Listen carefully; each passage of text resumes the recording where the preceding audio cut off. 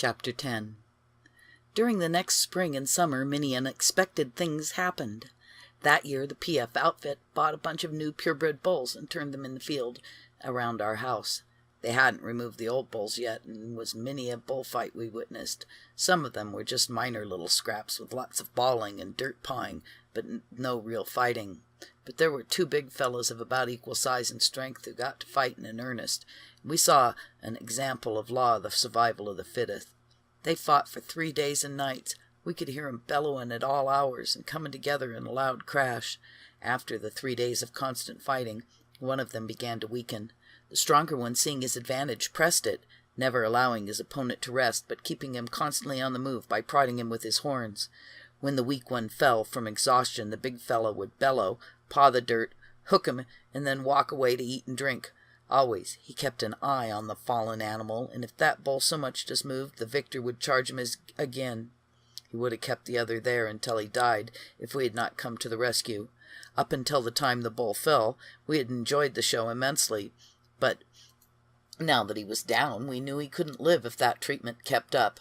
We sent one of the kids to the Winnemucca Ranch to call for help. The cowboys soon came and drove the victorious bull away, thus ending our 3 days' show. That spring, the big PF outfit had got conscience-stricken about having so much unpatented land fenced. They had all their land surveyed and tore down miles of old fence, rebuilding it on their newly surveyed lines.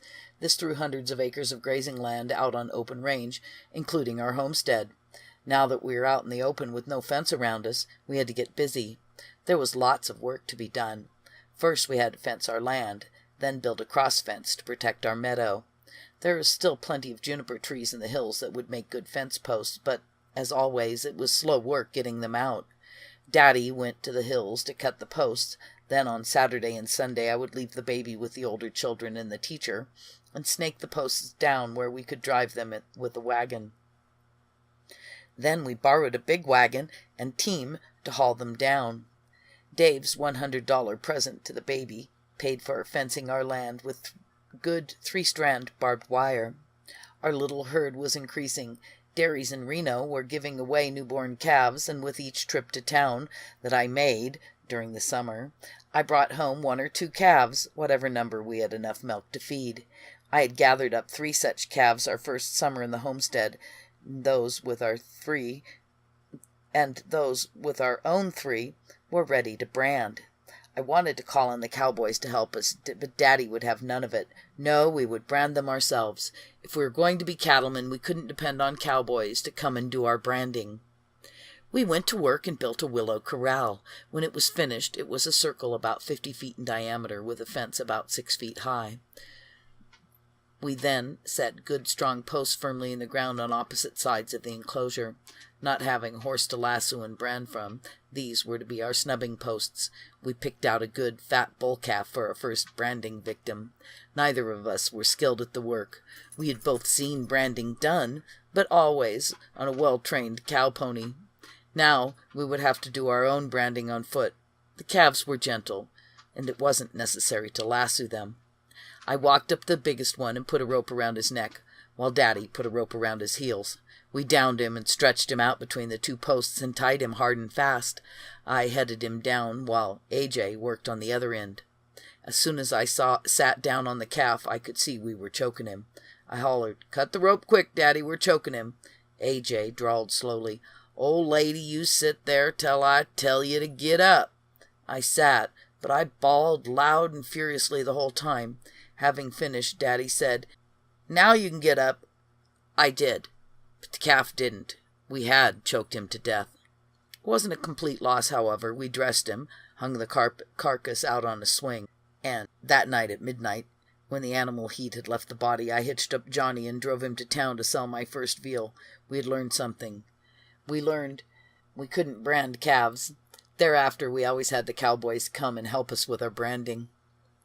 That summer, our neighbor, Tom Spears, who had homesteaded the same year we did, passed away. He had made quite a few improvements on his place. He had built a cabin, fenced his land, and had about 10 acres of alfalfa and wheat. He hadn't proved up on his land yet, and being unmarried, his property went to his mother, who lived back in Nebraska. We bought his homestead right from her, paying $200 for it. As AJ had already used his homesteading right, we filed a desert claim on Tom's land. At the time, you could acquire 320 acres of land under the Desert Act if the land adjoined yours. The conditions were that one had to develop water for irrigation, enough to raise a crop and improve the property. Our homestead and all the land surrounding it was hilly and steep. There was a small spring that came to the surface high on the hill in this desert land. Daddy's knowledge of mining engineering stood us in good stead. He calculated he could go down the hill 300 feet, run a tunnel 160 feet into the hill, up under the spring, and tap the water at a 90-foot depth. This would more than double the flow of the water. Then we broke the new land, planting and irrigating several new acres of alfalfa that spring. With this increase in our hay crop, we were far ahead of our increase in cattle, and we wouldn't have to worry about hay for a few years. That year, Edson sold $600 worth of skins, most of which we spent for badly needed farming equipment such as a hay rake, plow, wagon, mowing machine. In fact, every implement that's needed on a ranch. Surprising how many different things we had been borrowing.